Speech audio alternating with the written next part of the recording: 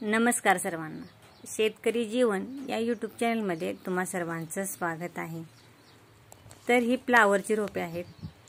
फ्लावरची 15,000 रोपं आणलेली आहेत आणि ह्या फ्लावरला लावायचं होतं, पण जरा लाईटचा प्रॉब्लेम झाल्यामुळे लावलेली नाही।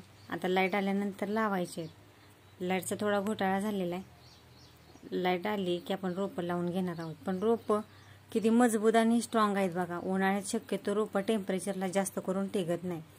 टेम्परेचरला रोपं कवकवीत आणि कवळी जास्त चालत नाहीत। टेम्परेचरला ही रोपं हार्डिंग केलेली रोपं लागतात, तेव्हा ती नाही रोपं टिकते। आणि रोपं कवळी पण आहेत आणि काढायला मजबूत पण आहेत। काढ त्याचा एकदम मजबूत असा आहे बघा, बघू शकताय तुम्ही। रोपं स्ट्रॉंग अशी दिसतात आपल्याला सगळे।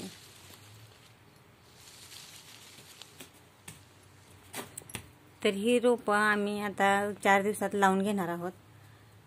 आणि उन्हाळ्यातला प्लॉट शक्यतो दरात गावतो, पण उन्हाळ्यात काय होतं की गड्डा पिवळा पडल्यामुळे त्याला बाजारभाव जास्त मिळत नाही। जेवढा पांढरा शुभ्र गड्डा निघेल तेवढा बाजारभाव चांगला मिळत असतो। आणि आपला एक फ्लावरचा प्लॉट सध्या चालू आहे आणि त्याला बाजारभावही चांगले आहेत। तर ही मनी माऊ कशी गार सावलीला झाडाची येऊन बसलेली आहे बघा।